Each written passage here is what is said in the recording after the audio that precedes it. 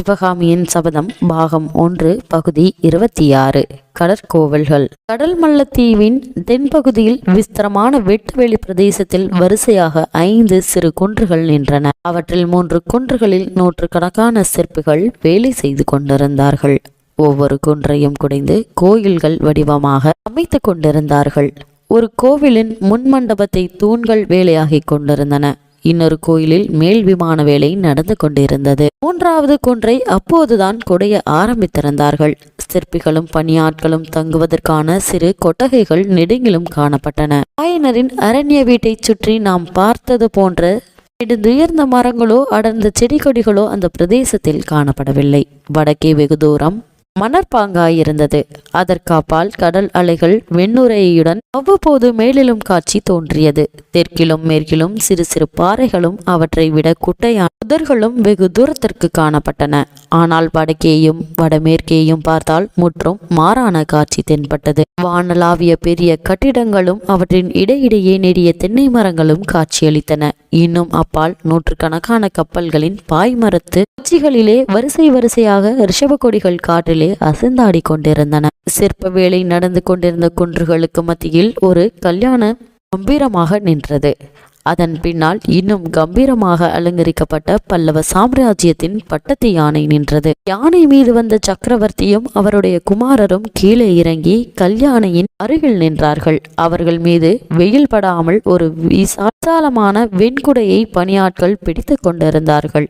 இதே இடத்தில் 7 ஆண்டுகளுக்கு முன்னால் மகேந்திர சக்கரவர்த்தியும் அவருடைய குமாரரும் வந்து இதே விதமாக நின்றதுண்டு. ஆனால் அங்கு நின்ற குன்றுகளும் பாறைகளும் அப்போது மொட்டை குன்றுகளாகவும் மொட்டை பாறைகளாகவும் இருந்தன. அப்பா, அந்த பாறையின் நிலையை பாருங்கள், அது யானையை போல் இல்லையா என்றான் பல்லவ குலத்தை அழைக்க வந்த நரசிம்மவர்மன். அவன் சுட்டி காட்டிய நிலையை சக்கரவர்த்தி பார்த்தார். ஆஹா என்று அவர் வாயிலிருந்து புறப்பட்ட வியப்பொழியில் விவரிக்க முடியாத பல உணர்ச்சிகள் தோணிந்தன. சற்று நேரம் மகேந்திரர் சிந்தனையில் ஆழ்ந்து வெளி உலக பிரஞை இழந்தவராய் நின்றார். பிறகு நரசிம்மனை தழுவிக் கொண்டு, குழந்தாய், எப்பேற்பட்ட அதிசயமான உண்மையை நீ கண்டுபிடித்து கூறினாய். நீ கூறிய வார்த்தையின் மகிமை முழுவதும் உனக்கே தெரிந்திராது என்றார். 12 பிரயாய்த்து சிறுவனான நரசிம்மன் மேலும் உற்சாகத்துடன், அப்பா, அதோ அந்த குன்றின் நிழலை பாருங்கள், கோயில் மாதிரி இல்லையா என்றார். ஆமாம் நரசிம்மா, ஆமாம், அந்த குன்றின் நிழல் கோயில் மாதிரி தான் இருக்கிறது. அதை கோயிலாகவே செய்து விடுவோம்.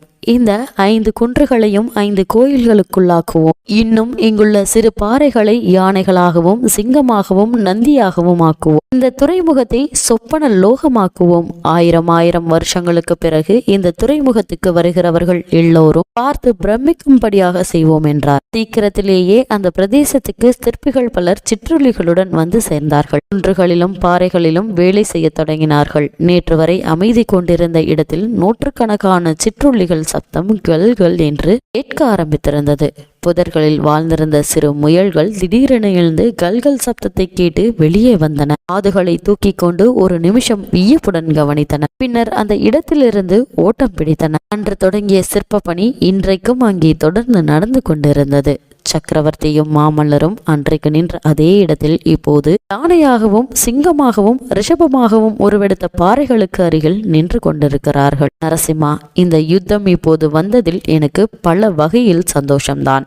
ஆனால் இந்த கற்கோயில்களின் வேலை ஒருவேளை தடைபட்டு விடுமோ, என் காலத்தில் இந்த திருப்பணி பூர்த்தியாகாமல் போகுமோ என்று மட்டும் கவலையாயிருக்கிறது. வடக்கே கன்யாகுப்தம், அதாவது கன்னியாகுமரி பசவர்தனன் வருஷந்தோறும் நடத்தும் உற்சவத்தை பற்றி தெரியும் அல்லவா நரசிம்மா? தெரியும் அப்பா. சிவபெருமானுக்கு, சூரிய நாராயணமூர்த்திக்கும் புத்த பெருமானுக்கும் அவர் 3 கோயில்கள் எடுத்திருக்கிறார். அந்த 3 கோயில்களிலும் வருஷந்தோறும் உற்சவம் நடக்கிறது.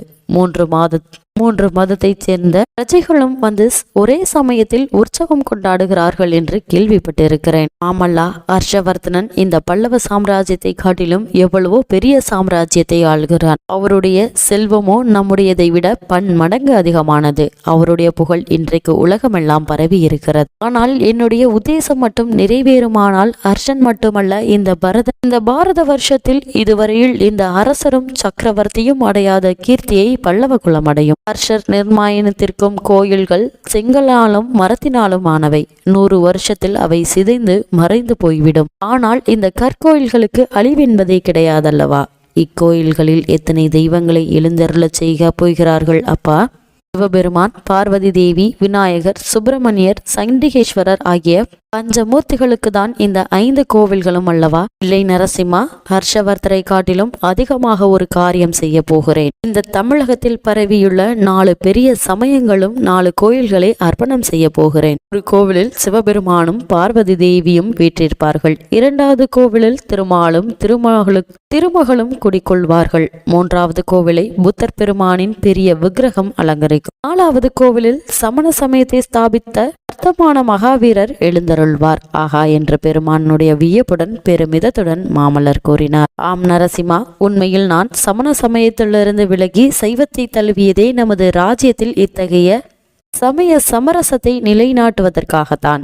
சைவ சமயமானது மற்ற சமயங்களையும் சம உணர்வுகளுடன் கருதி போற்ற இடம் தருகிறது. மற்ற சமயங்களோ அவ்விதம் இடம் கொடுப்பதில்லை. இதை முன்னிட்டே சைவத்தை மேற்கொண்டேன். நமது சாம்ராஜ்யத்திலுள்ள 4 பெரிய சமயங்களும் சமமான கௌரவம் கொடுத்து போற்ற எண்ணினேன். இதையெல்லாம் வெளிவிடுவதற்கு என் மேல் புத்தர்களும் சமணர்களும் கொண்டுள்ள கோபம் தனியும் காலத்தை எதிர்நோக்கி கொண்டிருந்தேன். அதற்குள்ளே சமண முனிவர்கள் அவசரப்பட்டு எல்லா காரியத்தையும் கெடுத்து விட்டார்கள். சமண முனிவர்கள் கெடுத்து விட்டார்கள். ஆம், அவர்களால் வந்ததுதான் இந்த யுத்தம். சமண காஞ்சியிலிருந்து 4 புறங்களிலும் புறப்பட்டு சென்ற சமண முனிவர்கள் சும்மா இருந்து விடவில்லை. நம் நெடுநாளைய சிநேகிதர்களை கூட நம் விரோதிகளாக்கிவிட்டார்கள். இந்த கங்கை பாடி துர்வீதனுடைய தந்தைக்கு முடிசூட்டியது யார் தெரியுமா? உன் பாட்டனார் சிம்ம விஷ்ணு மகாராஜாதான். அந்த துர்வீதன் நமது பரம்பரை விரோதியான சாளுக்கிய மன்னனுடன் சேர்ந்து கொண்டிருக்கிறான். புலிகேசியின் படை வீட்டில் சைன மகாகவி ரவிகீர்த்தியும் துர்வீதனுடைய குரு பூஜியாதரும் இருக்கிறார்களாம். சைன்யத்துடன் சேர்ந்து அவர்களும் வந்து கொண்டிருக்கிறார்களாம். உலகப்பற்ற முனிவர்கள், அதிலும் கொல்லாமை விரதம் கொண்ட சமண குருக்கள் போர்க்களத்திற்கு வருவது என்றால் ஆஹா, அவர்களுக்கு என் மேல் எவ்வளவு துவேஷம் ஏற்பட்டிருக்க வேண்டும். அதை பற்றி என்ன கவலையப்பா? சமண முனிவர்கள், புத்த பிஷுக்கள் எல்லோரும் நம் விரோதிகளுடன் சேரட்டும். சிவபெருமானுடைய அருளாலும் சக்கராதாயத்தை ஏந்திய திருமாலின் கிருபையாலும் நம் வெற்றி கொள்வோம். வெற்றி தோல்வியை பற்றி நான் அவ்வளவாக கவலைப்படவில்லை. என்னுடைய நோக்கத்திற்கு இடையூறு நேர்ந்து விட்டதே என்றுதான் வருந்துகிறேன் என்று சக்கரவர்த்தி கூறிய போது அவருடைய குரலில் துயரம் தெளிந்தது.